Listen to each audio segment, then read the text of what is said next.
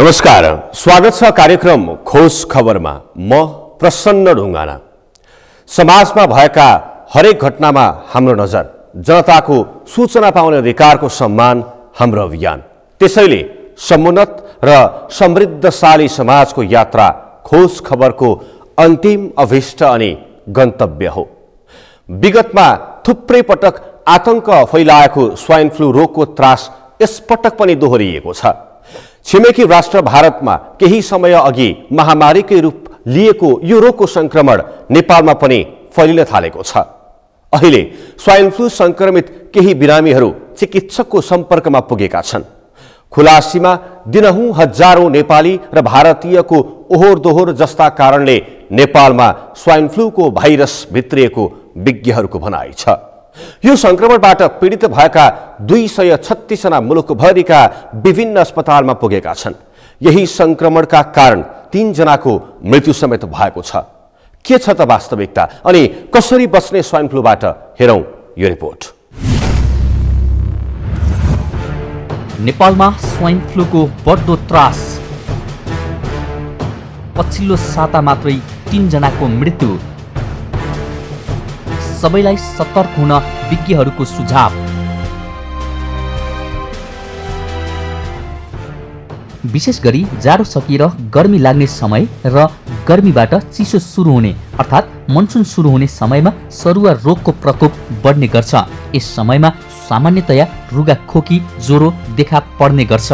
सरुवा प्रकृतिका यस्ता रोगका बिरामीहरू अहिले बढ्दै गएको पाइएको छ। पछिल्लो एक सातामा मात्रै नेपालमा 236 जना मौसमी रुगा खोकीले संक्रमितहरू अस्पताल पुगेका छन्। यसमध्ये 3 जनाको त मृत्यु नै भइसकेको छ। गएको हप्ताको तथ्याङ्क हामीसँग उपलब्ध तथ्याङ्क हेर्दाखेरि 236 जना देशभरिकोमा सिजनल इन्फ्लुएन्जा भएर रेकर्ड भएको देखिन्छ। त्यसमध्ये अब यसैको कारणले अथवा अरू केही कम्प्लिकेसनको कारणले गर्दाखेरि 2-3टा मृत्यु भएको पनि देखिएको छ। टेकु स्थित शुक्रराज ट्रपिकल तथा सरुवा रोग अस्पतालमा पनि स्वाइन फ्लूका बिरामी आउने गरेका छन्। अस्पताल प्रशासनका अनुसार पछिल्लो समयमा अस्पतालमा बिरामीको खासै चाप नभए पनि 10 देखि 15 जना मौसमी फ्लूकै लक्षण लिएर पुग्ने गरेका छन्। अघिल्लो वर्ष सामान्य लक्षण लिएर अस्पताल आएका 80% विभिन्न खाले फ्लू देखिएको थियो। स्वररोग अस्पतालमा फाटाफुटा देखिरहेको हो, आइरहेको छ। यो अहिले होइन, अलिक अगाडिदेखि नै देखिरहेको हो। र सरसर्ती हेर्दाखेरि उहाँहरूको कुरा सुन्दा अरू जुन विभिन्न अस्पतालमा जो बिरामीहरू अहिले भर्ना भइरहेका छन् होइन, र उहाँहरूको जो आफन्तहरू यहाँ आएर त्यो परामर्श लिइराख्नु भएको छ, त्यसले के देखाउँछ भन्दाखेरि अहिले पक्कै पनि H1N1 जसलाई सर्वसाधारणले स्वाइन फ्लू पनि भन्ने गरिन्छ, भन्ने गरिएको छ, त्यो चाहिँ अहिले देखेको हो जस्तो देखिन्छ। विशेष गरी रोग प्रतिरोधात्मक क्षमता कम भएका बिरामीलाई H1N1 भाइरसले छिटो प्रभाव पार्ने भएकाले दीर्घ रोगी, बालबालिका र ज्येष्ठ व्यक्तिहरूलाई संक्रमण फैलने गर्छ। कसरी फैलिन्छ यो रोग?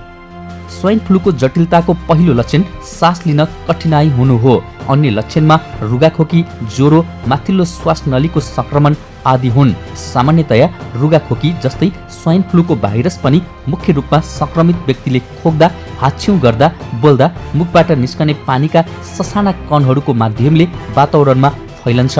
संक्रमितको 1 मिटरको दूरीमा भएका स्वस्थ व्यक्तिमा श्वास प्रश्वासको माध्यमले भाइरस पसेपछि यो रोग सर्न सक्छ।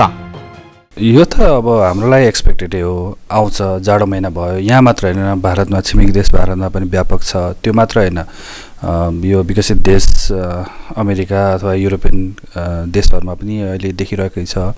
यो खास यो सिजनै हो र त्यसै कारणले हामीले यसलाई सिजनल फ्लूको नामले पनि चिन्ने गरिन्छ।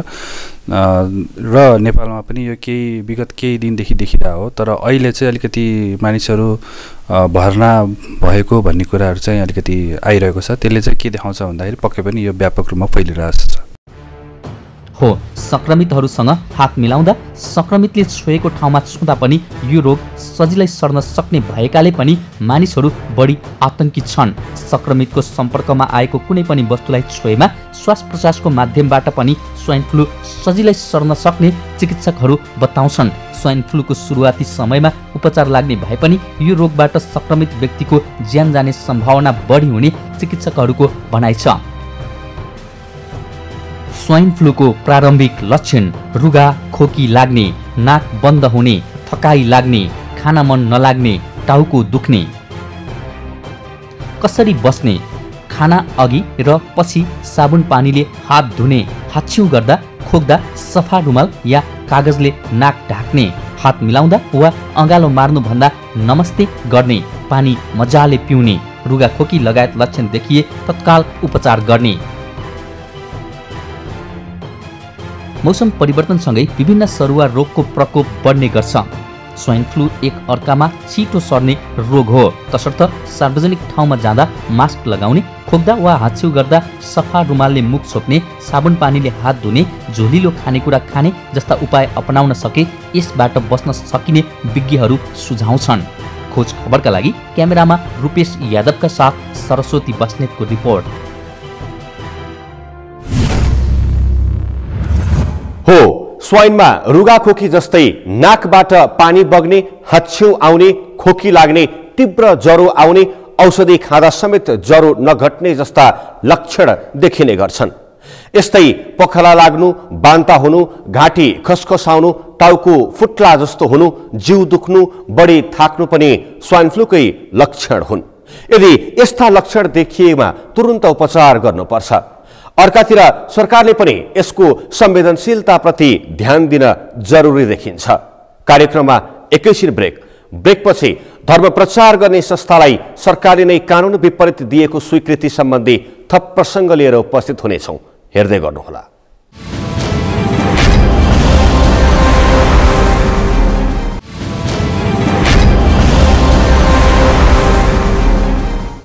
ब्रेकपछि स्वागत छ। कार्यक्रम हो खोज खबर। कानुन अनुसार हेर्ने हो भने नेपालमा कुनै पनि विदेशी संस्थाहरूले धर्म परिवर्तन तथा धर्मको प्रचार गर्न पाउँदैन। तर महालेखा परीक्षकको कार्यालयले सार्वजनिक गरेको प्रतिवेदन 2074 अनुसार नेपालमा थुप्रै संस्थाहरूले सरकारसँग नै स्वीकृति लिएर धर्म परिवर्तनको काम गराइरहेका छन्। यही विषयको प्रमाण सहित वास्तविकता बुझ्न सगरमाथा टेलिभिजनको खोज खबर टोली समाज कल्याण परिषद पुगेको थियो। तर परिषद आफूले कसैलाई पनि स्वीकृति नदिएको भन्दै पन्छियो। उसले आफ्नो बचाउ गरिरहँदा हामीले परिषदले नै त्यस्ता संस्थालाई स्वीकृति दिएको प्रमाण फेला पारेका छौं। के छ त वास्तविकता? हेरौं यो रिपोर्ट। नेपालमा कानुन मिच्दै धर्म प्रचार गर्ने संस्था सक्रिय। धर्म प्रचारका नाममा वार्षिक करोडौं रकम लगानी। धर्म प्रचार गर्ने संस्थालाई सरकारी निकायकै स्वीकृति।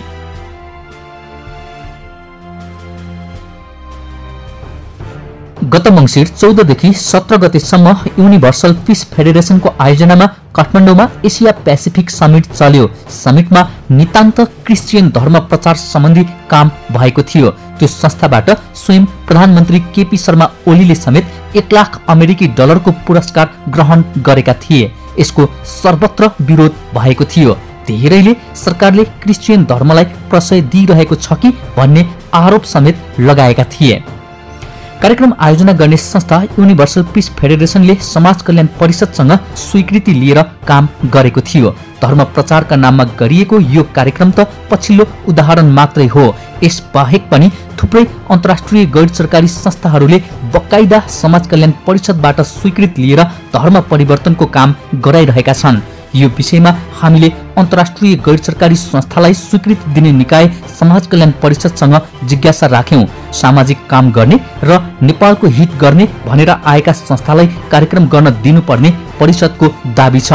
यद्यपि परिषदमा पछिल्लो नेतृत्व आइकन कुनै पनि धर्म प्रचारक संस्थालाई स्वीकृति नदिएको उपाध्यक्ष नीलमणि बरालको दाबी छ। अहिले हाम्रो नेतृत्व चाहिँ अब हामी यहाँ नियुक्ति भएर आइसके पछाडि खास गरेर हामी आएको 2 वर्ष 4 महिना भयो, यो त्यहाँदेखि यता हामीले यस्तो सिधै धर्म प्रचार गर्ने गरी र धर्म परिवर्तन गर्ने खालका कुनै पनि एनजिओ र आइएनजिओको कार्यक्रम स्वीकृति गरेका छैनौँ होला। अब क्रिस्चियन धर्म मान्ने संस्थाहरूले कार्यक्रम स्वीकृति लिएका होलान्, किनभने जिल्ला प्रशासन कार्यालयमा दर्ता भएर आइसके पछाडि हामीले कुनै पनि सामाजिक काम गर्छु, नेपाललाई माया गर्छु, नेपाल यो कुरामा नेपालको भनौँ क्षेत्रमा विभिन्न कमी छ, यसमा हामी सपोर्ट गर्न चाहन्छौँ, योगदान गर्न चाहन्छौँ भन्ने संस्थालाई हामीले कार्यक्रम स्वीकृति नगर्ने भन्ने कुराकानी हुँदैन।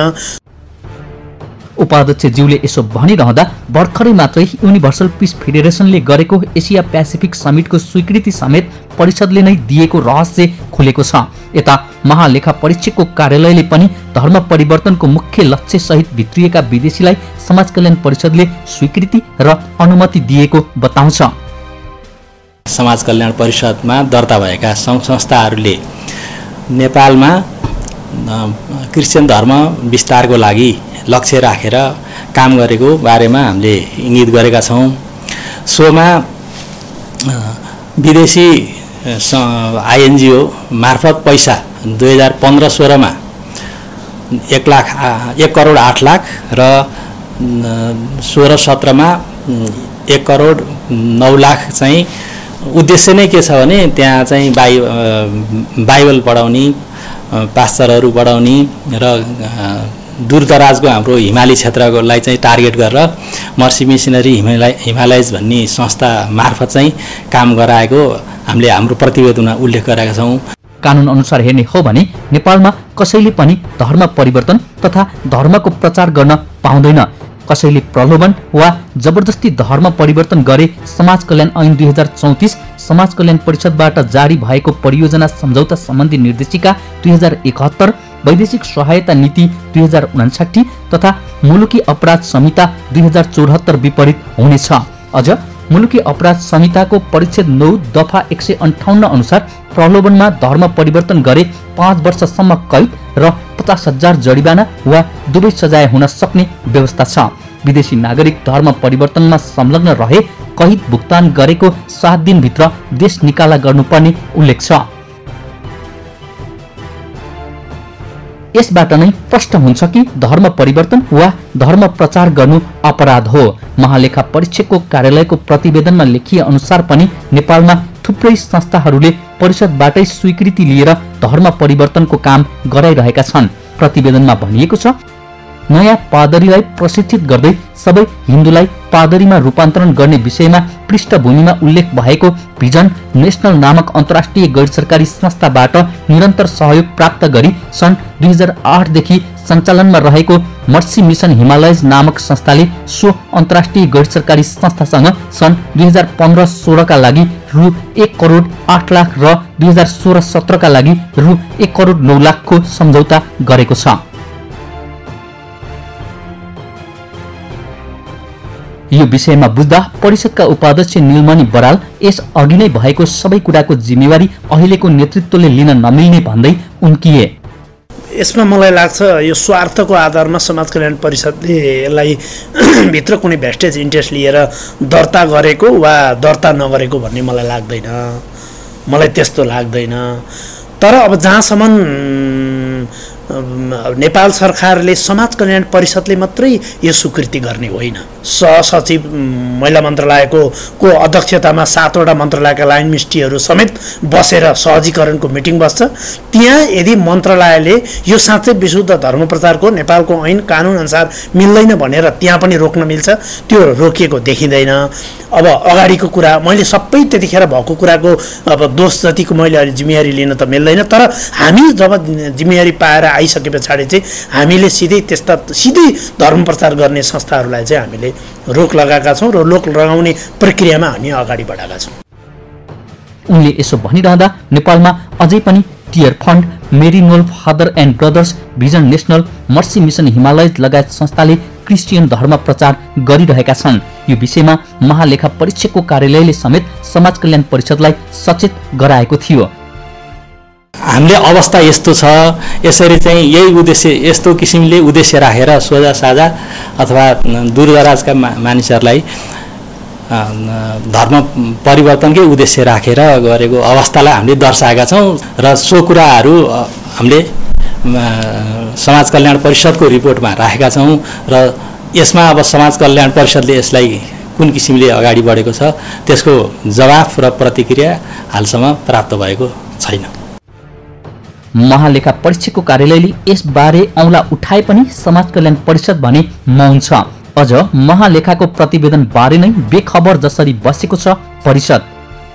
हामीलाई महालेखाले अहिले पछिल्लो चोटि यो तपाईँहरूले यसरी गल्ती गर्नुभयो, तपाईँहरूको मिस्टेक छ भनेर हामीसँग यो अहिले रिपोर्ट आएको छैन। जहाँसम्म 2014मा 2012-13मा अहिले विभिन्न मिडियाहरूमा यो कुरा जुनसम्म आइरहेछ यसको बारेमा हामी अध्ययन गर्ने क्रममा छौँ। अब कि त महालेखा परीक्षकको कार्यालयले जारी गरेको 55औं प्रतिवेदनमा उल्लेख भएका कुरा झुठो हुनु पर्यो कि त समाज कल्याण परिषद। दुवैतर्फको भनाइ अलग अलग भए पनि एउटा साँचो यथार्थ के छ भने नेपालमा अहिले पनि समाज कल्याणसँगै स्वीकृति लिएर थुप्रै संस्थाहरूले धर्म परिवर्तनको काम गराइरहेका छन्।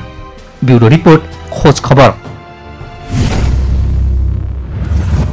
हो, महालेखाको दाबीलाई पुष्टि गर्दै परिषद भित्रको आर्थिक घोटाला छानबिन गर्न गठित न्यायिक आयोगले पनि विदेशी परियोजना आर्थिक प्रलोभन देखाएर हिमाली र पहाडी क्षेत्र तथा विपन्न वर्गलाई धर्म परिवर्तन गराउन सक्रिय रहेको निष्कर्ष निकालेको छ। अब भने यो विषयमा उचित छानबिन हुनुपर्छ र कानुन मिच्ने जोसुकै होस् ऊ कारबाहीको दायरामा आउनै पर्छ। हवस् त, आजका लागि कार्यक्रम खोज खबर यति नै।